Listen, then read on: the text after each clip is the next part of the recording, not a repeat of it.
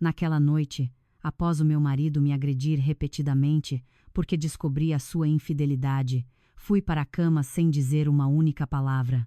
Na manhã seguinte, ao acordar, foi saudado pelo aroma do seu prato favorito, um delicioso cozido à portuguesa, e sorriu, satisfeito ao ver a mesa de jantar farta, e disse arrogantemente: "Bem, finalmente entendes e admites o teu erro." Mas quando viu quem estava sentado àquela mesa, a sua expressão mudou completamente e ele instantaneamente ficou histérico. Antes de começarmos esta história, escrevam nos comentários de que cidade ou país estão a ouvir. Não se esqueçam de gostar e subscrever para que este canal possa continuar a crescer e trazer-vos mais e mais histórias interessantes. Naquela noite, a chuva caía torrencialmente, como se o céu chorasse pelo destino que se abatera sobre a casa de Cristina Ferreira. As mãos do relógio na parede da luxuosa sala de estar já apontavam para as 2h da manhã, mas Cristina permanecia sentada, ereta, no sofá de couro creme. Não estava a ver televisão nem a ler um livro. Estava simplesmente a olhar fixamente para a porta da frente fechada. Na sua mão, segurava um telemóvel com o ecrã escuro, mas dentro dele havia provas suficientes para partir o seu coração 1000 vezes. Fotos de Manuel Luiz Goxa, o seu marido, a ter um jantar romântico com outra mulher, Cláudia Vieira, tinham acabado de lhe ser enviadas por uma amiga que por acaso estava no mesmo restaurante. Cristina não estava a chorar. Sentia como se as suas lágrimas já tivessem secado, pois não era a primeira vez que sentia o cheiro da traição no seu marido. No entanto, algo era diferente esta noite. Uma determinação estava a cristalizar-se no seu peito. Uma decisão já tomada, final e absoluta. Ela não seria mais a mulher tola que perdoa para manter a aparência de um lar, que na realidade era uma farsa. O som tênue de um motor de carro cortou o ruído da chuva, seguido pelo brilho dos faróis varrendo as cortinas. Manuel Luiz estava em casa. Cristina respirou fundo, tentando acalmar o seu coração acelerado, que batia não por amor, mas por uma mistura de medo e nojo. A porta abriu-se abruptamente, revelando a figura de Manuel Luiz com uma camisa desgrenhada, uma gravata desfeita e um forte cheiro a álcool misturado com um perfume feminino enjoativo. Manuel Luiz ficou surpreendido ao ver Cristina ainda sentada na sala de estar, a observá-lo com uma expressão difícil de decifrar. Em vez de se sentir culpado, bufou de aborrecimento, como se a presença da sua mulher fosse um inconveniente para a sua paz. Depois de um dia inteiro de diversão, atirou a pasta para o lado e cambaleou em direção às escadas, sem sequer uma palavra de saudação para Cristina. Cristina levantou-se lentamente. A sua voz, quando perguntou onde ele tinha estado àquela hora, era calma mas aguda, cortando o silêncio da noite. Essa simples pergunta foi a faísca que acendeu a fúria de Manuel Luiz, que estava sob o efeito do álcool e da exaustão. Manuel Luiz girou, os olhos vermelhos e em chamas. Ele gritou do que ela não tinha o direito de controlar a sua vida, que para ele, Cristina, era apenas uma mulher cuja única função era ficar calada em casa e desfrutar do dinheiro que ele fornecia para as despesas. Cristina não recuou. Em vez disso, deu um passo em frente e levantou o telemóvel. O ecrã acendeu-se para mostrar uma foto de Manuel Luiz a beijar a bochecha de Cláudia Vieira. Ela perguntou quem era aquela mulher e por que ele se atreveria a fazer aquilo a ela, que sempre se esforçara para ser uma esposa obediente e submissa. Ao ver as provas, o rosto de Manuel Luiz ficou escarlate, não de vergonha, mas de ego ferido. Sentiu-se humilhado por ter sido apanhado. Sem aviso, uma bofetada brutal atingiu a bochecha esquerda de Cristina, tão forte que o seu pequeno corpo cambaleou e caiu, chocando contra uma mesa decorativa. O som de um vaso a partir-se misturou-se com um trovão lá fora. Cristina levou a mão à bochecha, que ardia e latejava com dor intensa. O canto do seu lábio estava rachado e a sangrar, mas Manuel Luiz não tinha terminado. Ele agarrou-a pelos cabelos, forçando seu rosto a encarar os seus olhos, e começou a insultá-la com palavras tão vulgares que nenhum marido deveria proferi-las. Manuel Luiz culpou Cristina pela sua própria infidelidade, gritando que procurava outras mulheres porque ela era aborrecida, demasiado rígida e incapaz de satisfazer o seu ego masculino. Pancada após pancada choveram sobre o corpo de Cristina. Naquela noite, Manuel Luiz descarregou toda a sua frustração. A sua culpa retorcida transformou-se em raiva e no seu sentido de superioridade. Ele atingiu os seus braços, pontapeou as suas pernas e empurrou-a até que ela estivesse encurralada contra a parede. Cristina sentiu uma dor extraordinária a percorrer o seu corpo. As suas costelas doíam a cada respiração e a sua cabeça girava incessantemente. No entanto, no meio desta tempestade de violência, algo fez Manuel Luiz parar por um momento. Cristina não estava a gritar. Não estava a chorar histericamente, implorando por perdão como costumava fazer. Ela não estava a reagir nem a atirar insultos em troca. A mulher simplesmente permaneceu em silêncio, a receber todos os golpes com os olhos bem abertos, a olhar para Manuel Luiz com uma expressão vazia, fria e morta. O silêncio de Cristina deixou Manuel Luiz inquieto, mas depois a sua arrogância tomou conta. Ele interpretou o seu silêncio como um sinal de medo e submissão total. Manuel Luiz sentiu que tinha conseguido quebrar a sua mulher em ensiná-la a nunca mais desafiá-lo ou mencionar o nome de Cláudia Vieira. Depois de desabafar toda a sua raiva, Manuel Luiz soltou o seu aperto, deixando Cristina deslizar para o chão frio entre os cacos partidos do vaso. Manuel Luiz cuspiu para o lado, alisou o cabelo desgrenhado e disse com um tom de desprezo que é isto que acontece quando uma mulher se atreve a desrespeitar o seu marido. Ele ordenou a Cristina que arrumasse a confusão de manhã e que não se atrevesse a queixar-se a ninguém se não quisesse que as coisas piorassem. Manuel Luiz subiu para o quarto principal, deixando Cristina ainda sentada no chão da sala de estar. Depois de a porta do quarto lá em cima se ter fechado, o silêncio regressou à casa, quebrado apenas pelo som da chuva a intensificar-se. Cristina moveu lentamente o seu corpo maltratado. Ela contraiu-se de dor ao tentar levantar-se. As suas mãos tremiam ao limpar o sangue do canto do seu lábio com a manga da sua blusa. Ela não apanhou os pedaços do vaso partido. Deixou-os espalhados como testemunhas silenciosas da crueldade daquela noite. Com passos vacilantes e coxos, Cristina caminhou até ao quarto de hóspedes do andar de baixo, não para dormir, mas para traçar o seu plano final. Na escuridão do quarto de hóspedes, Cristina sentou-se na beira da cama sem acender a luz. Flashes ocasionais de relâmpagos iluminavam o seu rosto magoado e inchado. Ela apalpou o bolso do seu vestido rasgado e tirou o telemóvel. O ecrã estava rachado, mas ainda funcionava.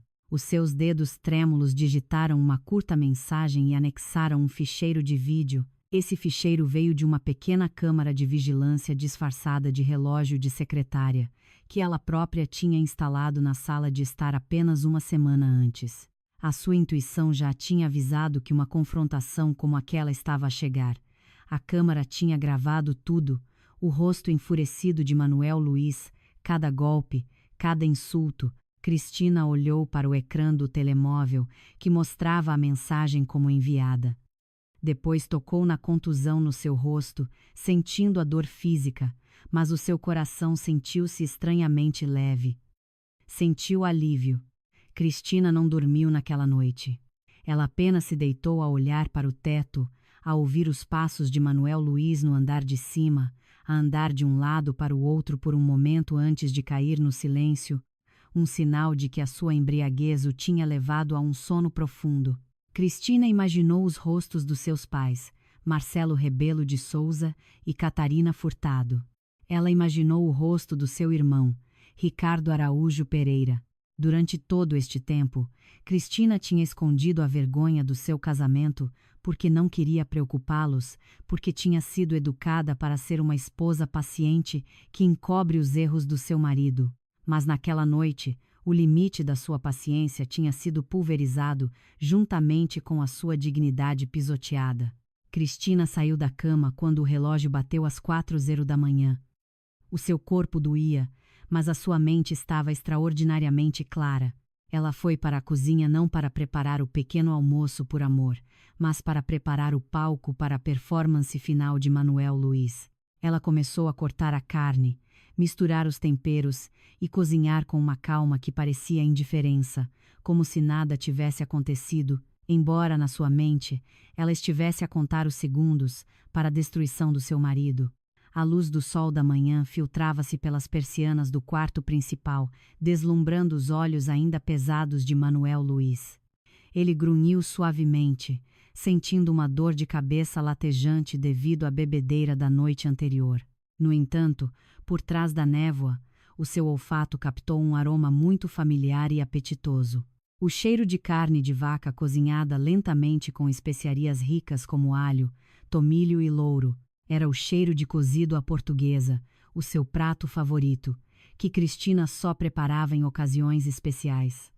Imediatamente, as memórias da noite anterior voltaram à sua cabeça. Ele lembrou-se da sua raiva, dos golpes que tinha desferido e de como Cristina tinha permanecido em silêncio, sem se defender. Um leve sorriso formou-se nos lábios de Manuel Luiz. Sentiu-se orgulhoso de si mesmo. A sua mente narcisista concluiu que a sua performance da noite anterior tinha sido um grande sucesso na tarefa de educar a sua mulher. De acordo com a lógica retorcida de Manuel Luiz, o cozido à portuguesa a cozinhar naquela manhã era um sinal de desculpas de Cristina. Ele estava convencido de que ela o tinha preparado como uma forma de fazer as pazes, como um sinal de que ela aceitava a sua posição como esposa que deve obedecer, e nunca mais questionar o assunto de Cláudia Vieira. Manuel Luiz saiu da cama, esticou os seus músculos rígidos e caminhou para a casa de banho, sentindo-se um vencedor. Ele imaginou Cristina lá embaixo, talvez com o rosto magoado, a pôr a mesa com medo, à espera das suas ordens. Depois de tomar banho e vestir roupas casuais mas elegantes, Manuel Luiz saiu do quarto. Ele assobiou suavemente enquanto descia a escadaria de mármore da sua luxuosa casa. A casa parecia silenciosa. Não havia tilintar de pratos nem o som de passos, apenas o aroma do cozido à portuguesa a ficar mais forte e mais convidativo ao seu estômago faminto. Quando os seus pés tocaram o chão, ele viu que os cacos do vaso da noite anterior tinham desaparecido. O chão estava limpo e reluzente. Manuel Luiz acenou com a cabeça satisfeito, elogiando a rapidez com que Cristina tinha aprendido a limpar uma confusão sem ter de ser avisada 2 vezes. Ele caminhou em direção à sala de jantar, que estava mais recuada, separada da sala de estar por um biombo artístico. Manuel Luiz entrou na área de jantar com um passo confiante, ajustando o colarinho da sua polo. Os seus olhos foram direto para a grande mesa de jantar de carvalho, que já estava elegantemente posta. No centro da mesa, uma grande travessa cheia de cozido à portuguesa fumegante era a estrela principal, rodeada de puré de batata cremoso, gratinado de feijão verde e pão crocante. Era todo o menu favorito de Manuel Luiz. O seu estômago roncou alto. Ele sorriu amplamente, sentindo-se tratado como um rei que acabara de vencer uma batalha. Sem olhar atentamente ao seu redor, ele moveu-se para puxar a sua cadeira na cabeceira da mesa, mas o seu movimento parou. Essa cadeira já estava ocupada por alguém. O sorriso no rosto de Manuel Luiz desapareceu instantaneamente, substituído por uma expressão de confusão que lentamente se transformou em puro terror. O seu coração pareceu parar quando seus olhos processaram verdadeiramente a cena diante dele. Na cadeira da cabeceira, onde costumava sentar-se e dar ordens, estava Marcelo Rebelo de Souza, o pai de Cristina. O homem mais velho, que geralmente era amigável, agora olhava para Manuel Luiz com olhos tão afiados e letais como punhais. As suas mãos estavam cerradas na mesa, os nós dos dedos brancos. A aura de autoridade e fúria contida que emanava de Marcelo Rebelo de Souza fez a coragem de Manuel Luiz encolher instantaneamente. Manuel Luiz engoliu em seco, a saliva com um sabor amargo. Os seus olhos desviaram-se para o lado de Marcelo Rebelo de Souza. Lá estava Catarina Furtado, a sua sogra. A mulher que geralmente cumprimentava Manuel Luiz com abraços calorosos agora desviava o olhar, os seus olhos inchados e vermelhos de tanto chorar. Linhas de profunda desilusão estavam gravadas no seu rosto envelhecido. Catarina Furtado não olharia para Manuel Luiz como se a sua visão fosse impura e dolorosa. De pé, atrás da cadeira de Marcelo Rebelo de Souza, estava Ricardo Araújo Pereira, o irmão mais velho de Cristina. O corpo robusto de Ricardo Araújo Pereira estava tenso, a sua mandíbula cerrada, e o seu olhar transmitia um poderoso desejo de saltar para o outro lado da mesa e espancar Manuel Luiz ali mesmo, se não fosse pela ética e pela lei. Manuel Luiz deu um passo atrás. As suas pernas sentiam-se fracas como gelatina. Ele tentou abrir a boca para dizer olá, mas as palavras ficaram presas na sua garganta. Marcelo, Catarina, Ricardo, que coincidência vê-los aqui tão cedo pela manhã? Perguntou, a sua voz sufocada e trêmula. Ele tentou procurar Cristina, esperando que a sua mulher aparecesse da cozinha com bebidas e quebrasse a tensão. Onde está a Cristina? Chamou em pânico, os seus olhos procurando freneticamente na sala, mas Cristina não estava lá. Em vez de Cristina, o olhar de Manuel Luiz captou outras figuras de pé no canto da sala, perto da entrada da cozinha e da porta de